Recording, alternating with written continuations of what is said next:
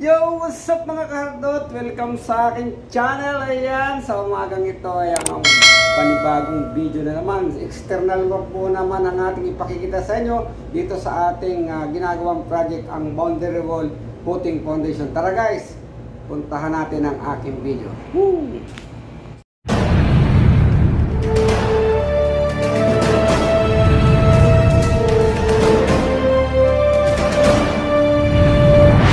Yan mga naka-red mark na yan, marka na yan ng ating footing at saka ng retaining wall. And guys, at susunod na dyan, magbabakal na tayo at shattering buhos na. Guys, at maraming salamat pong muli sa subaybay sa aking mga simple video.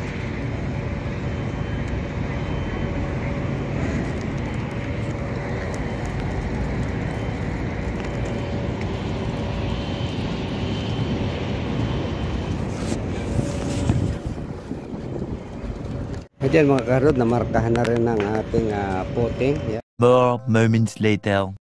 At ito nga mga karod, kita nyo, naglagay na sila ng bakal. Hindi ko na ipakita yung umpisa, pero nakapaglagay na po sila ng bakal sa ating footing. Ayan, makikita nyo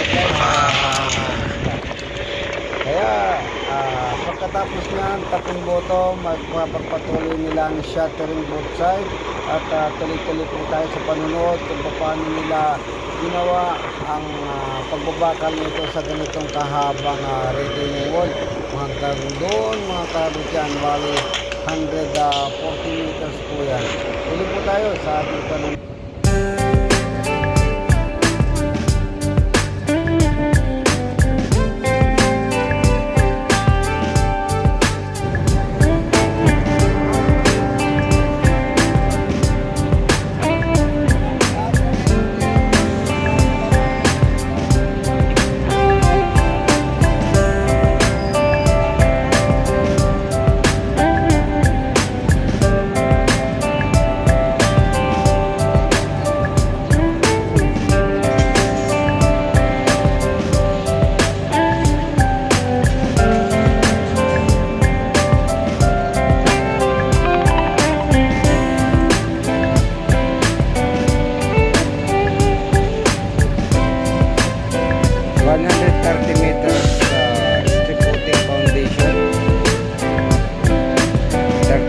Ang thickness niya, 140 ang lapat.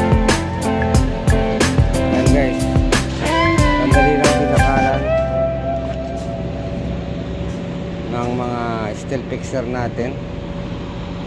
Masisipag sila, grabe. At ang ating nga po palang bakal na ginamit dyan mga kahabot ay ang short bar ay 16 mm at ang long bar ay 12 mm po. Yan po ang bakal natin sa footing at ang spacing niya ay 20 cm both days. Yan po, cutting bottom at may control po tayo 5 cm. Ayan, at ang vertical bar po natin lahat po yung 16 mm at ang horizontal bar naman ay 10 mm. Yan po ang ating mga steel fixer. Sila sa kanilang mga ginagawa niya bago po ay susundan na natin. At yan mga kahardot, ayan, natapos na nila ang top bars. Ayan, at mag-uumpisa na sila doon ng shattering doon sa gawin doon. Then pag nalagyan yung shattering, uumpisahan na rin yung abang sa retaining wall. Maglalagay na sila. Ayan, doon sila sa dulo guys. Ayan. Doon nagsha-shattering na sila. At ipakikita ko naman yun sa kanya mamaya paglalagay naman ng vertical bars.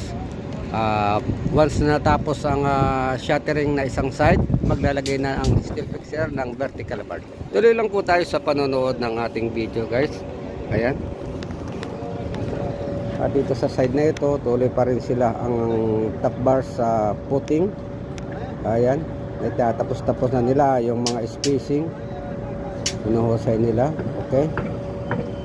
20 cm ang spacing po niyan. 20 cm.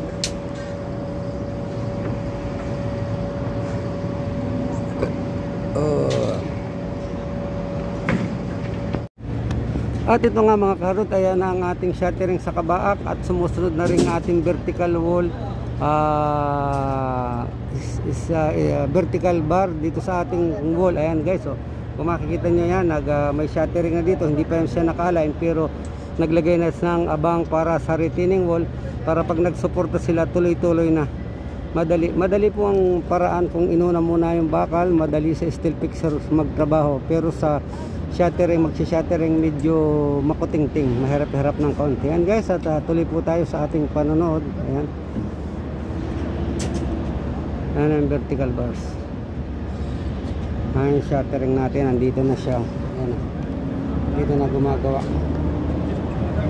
mga shuttering guys.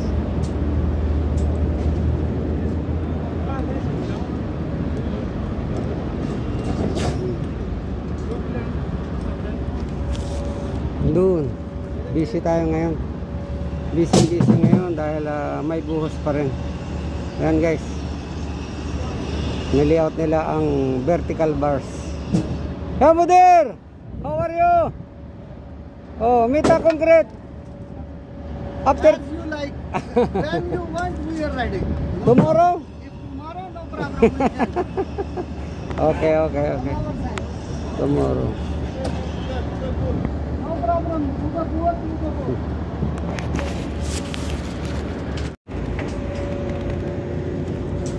Guys, ang ating bakal, 1 layer.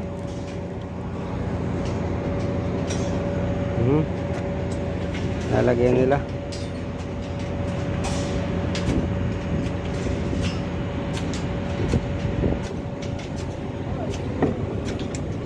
Yada.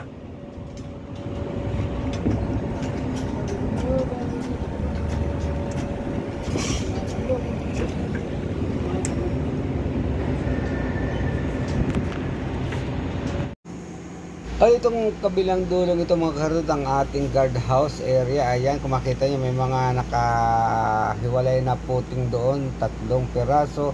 Yan po ang ating guardhouse at isasabay na rin po natin yan sa pagbubuhos dito sa ating retaining wall foundation footing. Ayan po, kaya ginawa na rin po natin para minsanan lang ang buhos dahil ito po ay diretso may mga wall sa pagitan ng ating mga puting na yan. Ayan po guys, at tuloy po tayo sa ating panonood kung paano natin ginawa ang pangkalahatang pagbabakal dito sa ating boundary wall na ito at sa ating guardhouse footing foundation. And guys, at itong ating mga karpintero medyo namahinga at may kainitan sa araw ng after 2 days, once na nakompleto, bubuhusan na po natin ng konkreto. Yan mga kahardot. A few moments later. Yan mga kahardot, itong side na ito na double na nila ang abang sa retaining wall. Ayan guys, hindi pa man yan pantay, pero ang importante niyan, yung footing natin na bubuhusan ay nakakumpleto ng bakal niyan. Malayo hanggang doon. Guys, so tingnan nyo. Ayan, magyan na makikita yan kung diretso ang ilalim.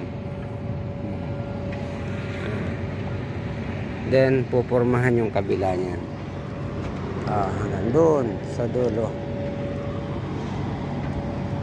Ayan guys, makikita niyo sila nandun sa dulo, nag-shattering. Kung mapapansin nyo, hindi pantay ang bakal sa ibabaw. May kanya-kanya pong elevation yan. Dahil ito ay boundary wall, hindi naman level yan. May slope po. Naka-slope. Pero yung ating poste dyan, pantay. Magiging pantay ang ating poste para magandang tingnan.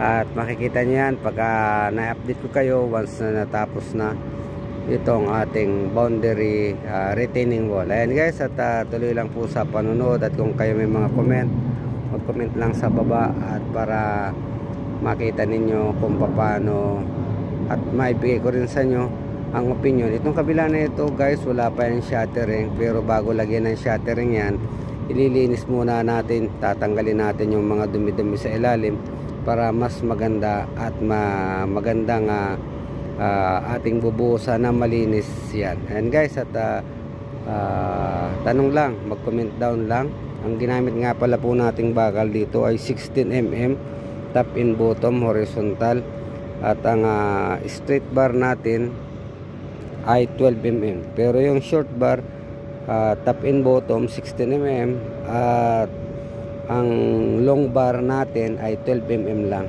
Yan guys, doon diretso. Bali 130 meters itong retaining wall na ito sa harap.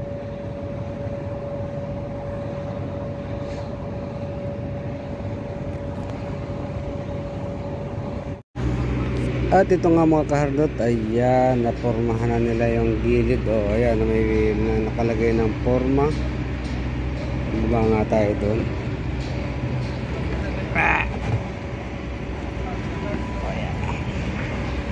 Yan, may forma. Kulang pa lang ng suporta kabila yan guys. Naglagay na sila. At kukumplituhin na yan para may align ang street. Yan po ang ginawa nila dyan. Kasi maliit ang distansya, kaya nahihirapan yung mga karpintero natin. Walang gap.